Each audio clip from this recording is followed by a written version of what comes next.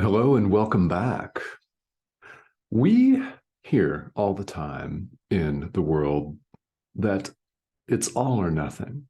People say this and they refer to this saying in many different ways and in many different contexts. It's all or nothing. Either you're on my side or you're not on my side. Either you're for me or you're against me. Either you're my enemy or my friend. It's all or nothing.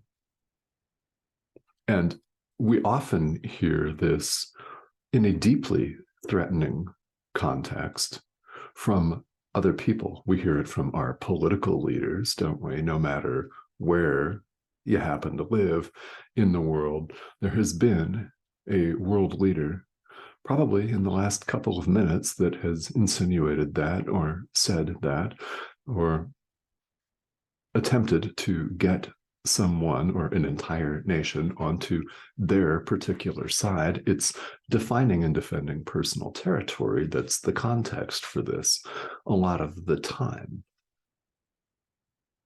So let's talk about it in the context of A Course in Miracles, where it's truly powerful and it doesn't harm. You can choose to use it the harmful way, or you can allow truth to be just as it is and understand the very first sentence that Jesus gives us here in chapter 3, section 2 of the text. Miracles is true perception. There are certain basic concepts, certain basic ideas here in the Course that cannot be understood as a matter of degree. They cannot be understood partially. It's all or nothing. Now, isn't this exciting? Actually, it is. We've heard and we've discussed the idea that forgiveness is either total or it's not at all. That you cannot, and you, by the way, means I cannot either. Let's not feel singled out. After all, there's no individual. So we cannot save certain forms of our disdain and hatred and forgive some people and not others. We can't forgive people that we like, but our political enemies can go straight to hell. Directly. Directly, right, with no possibility of divine intervention or anything like that. Straight to hell. We can't do that. We see that that's actually not possible. Forgiveness is either total or it's not at all. So if we look at the visual of a dark room, either you've flipped on the light and the darkness is totally gone, or you have not flipped on the light and it's dark. Light or dark can't be understood as matters of degree. Truth and illusion can't be understood as matters of degree. It's one or the other. That's all we're saying here, is it's one or the other.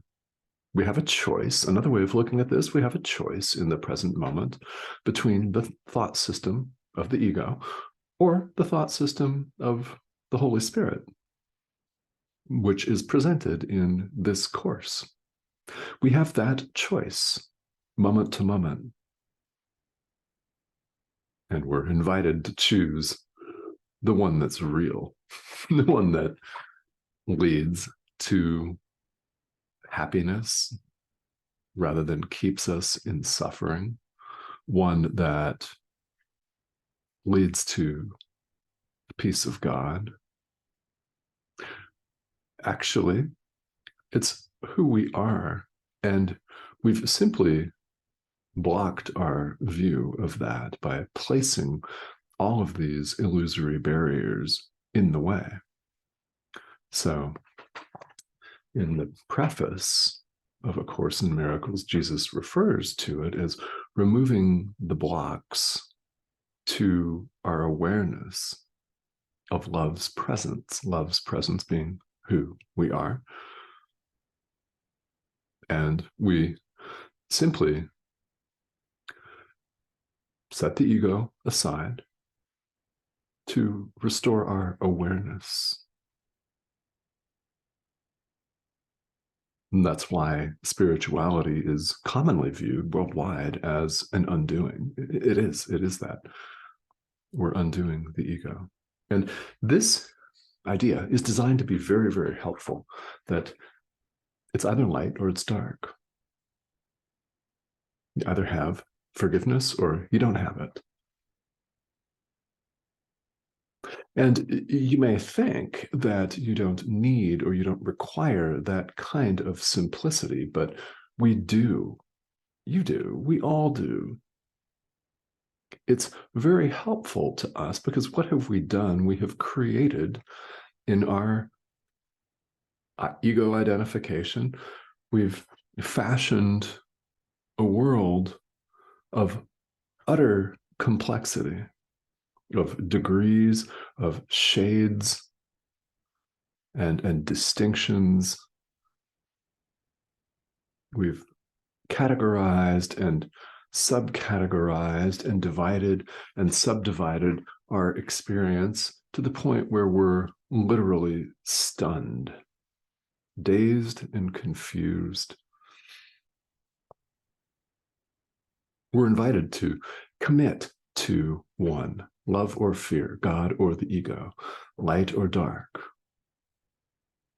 What happens when you truly 100% commit? Everything becomes really simple. Now, in case you're considering going back to the darkness, Jesus tells us right here in paragraph 1, something that we all instinctively, intuitively know deep down. You know it. I know you know it. That you can't have total darkness and nothing else. That's actually not possible, because even then, even if you say, well, I'm an atheist and I don't believe in any of this, and everybody that spends their time on it is simply wasting their time. There's nothing, and that's the way it is. Even if you adopt that attitude, which you could. Now, the likelihood of that is next to nil, isn't it? Because you're here studying A Course in Miracles. But in case you feel drawn that way, it's not possible to have only darkness. Even then, some light will enter. Some moments of levity will be there, and it will happen when someone does not expect it. Most likely, but you can't have total darkness.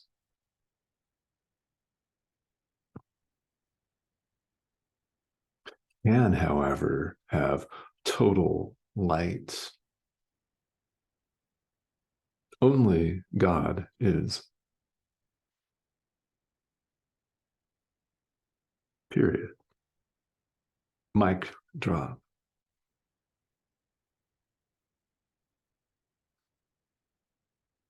That means what it says. It does. It means what it says. So the statement that forgiveness is either total or not at all, yeah, yes.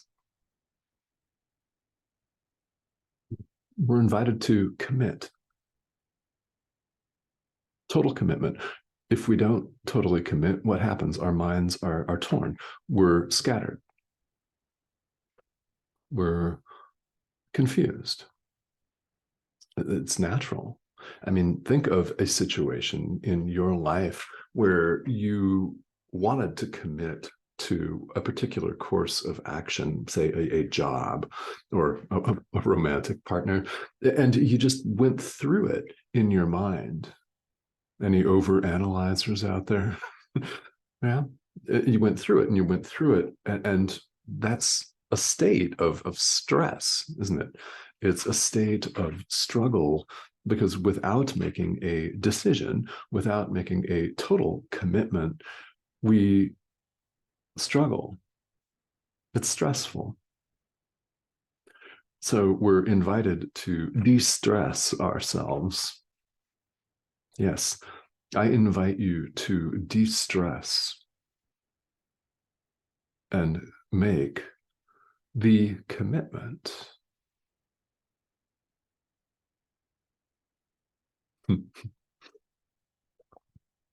So in the very next paragraph, we take a look at perception, at innocent, or as Jesus calls it, true perception. And that's true perception is seeing only what's true and not seeing illusion.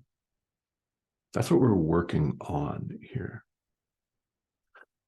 True perception. This course aims to help us see things truly, to develop what's referred to as true or innocent perception, where we see only what does exist.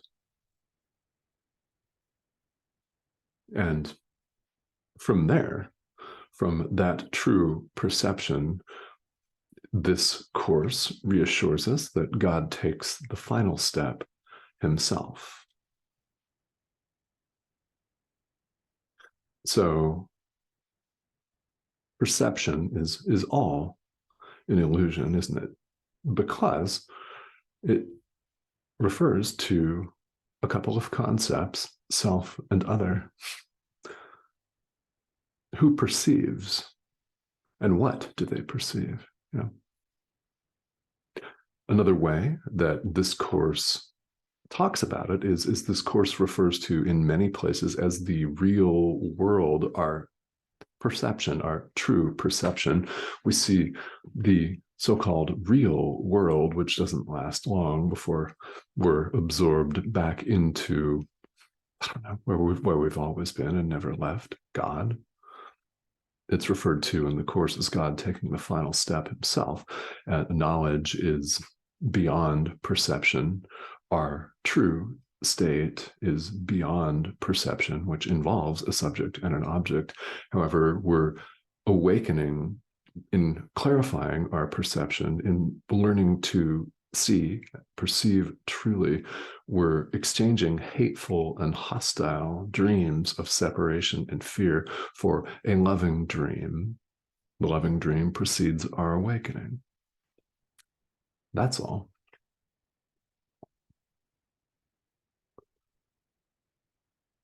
That's what this course is leading us to, is perceiving truly. That's innocent perception. So what do? Forgive. The work here in this thought system.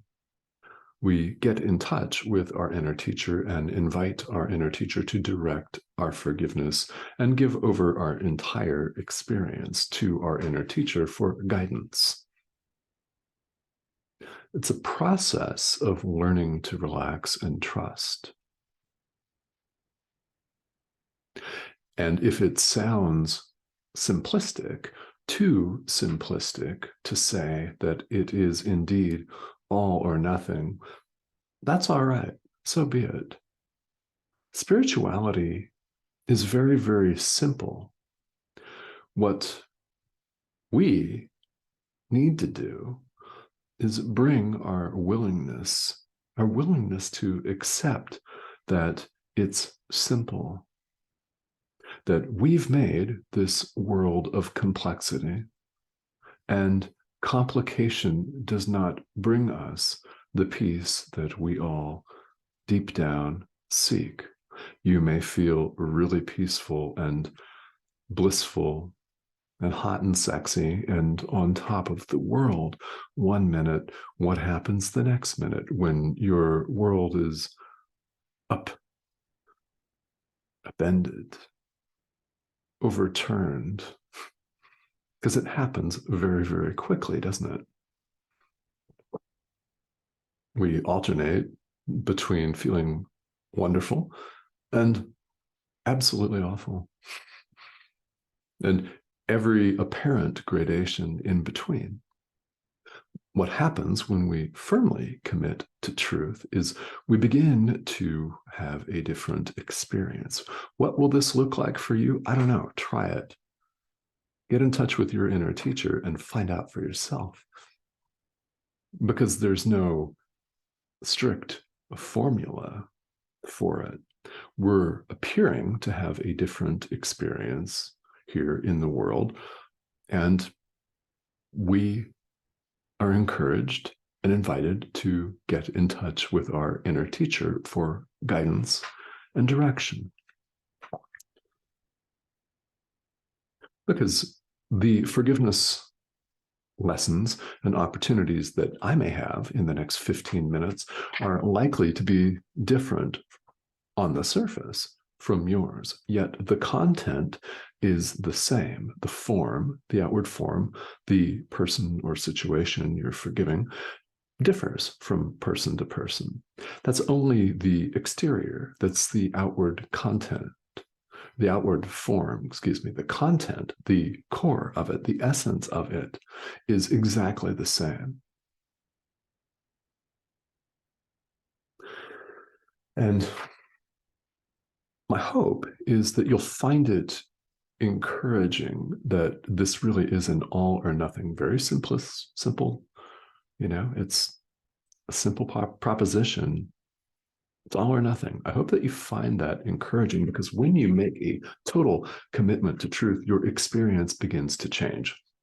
How will you know? Well, take a look at, if you've been doing this for a while, take a look at where you were in your life when you started. Maybe it was just yesterday, or maybe you have a longer period of linear time to compare this to. Maybe it's several years or decades. But think of situations that used to bother you, and after spiritual practice, whatever that looks like, whatever form, outward form that may take, whatever tradition or traditions you practice, the content, setting aside the ego, is exactly the same across all traditions. Spirituality is universal. So how is it now compared to when you started out? You may discover that things that really bothered you back then don't even faze you now. Reactions that would have been habitual and instant back then don't occur to you now. You've opened up a gap between stimulus and response through your spiritual practice. That is one very, very good way to take a look and to see, to show yourself from experience that these ideas are indeed true. So let's embrace the idea that it actually is all or nothing. Let's make that total commitment to healing. Let's make that total commitment to truth. And as always, I invite you to join me. This is the subscription button right here. I'd love to have you. I welcome your comments and your questions, and feel welcome to entertain the live stream that I'm going to be starting in February. I'll come out with more details as they become available. I'm just finalizing those, but I'm going to run a live stream, a weekly live stream. It'll be over on my Patreon page at Reverend Tomas Garza. And what I want to do there is go into specific topics in greater detail. This YouTube channel will, of course, still be here, and I will still broadcast here from YouTube 5 to 6 times a week, because I think it's really important. It's important, if we're earnestly studying a spiritual tradition, to have frequent lessons. Practice is constant. It's whenever you remember it, moment to moment. It's taking it off the mat or off the cushion, so to speak, and into your life. That's where the action is. But in terms of reinforcement and in terms of learning, it's very, very helpful to have several shorter, like these videos, lessons or check-ins per week, and something longer and larger. Now, incidentally, those who do join me for the live stream will have access to all of the recordings and whatever other bonus content comes out there. Everyone's more than welcome to join me right here on YouTube.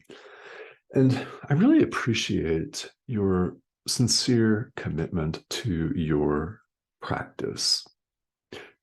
Yes, money is important. Yes, helping out is important in the world, but the highest form of offering you could ever make, and it's not even close, by the way, is your practice. It's your commitment, your dedication. So I thank you for that. And thank you for joining me here. I will see you all very, very soon.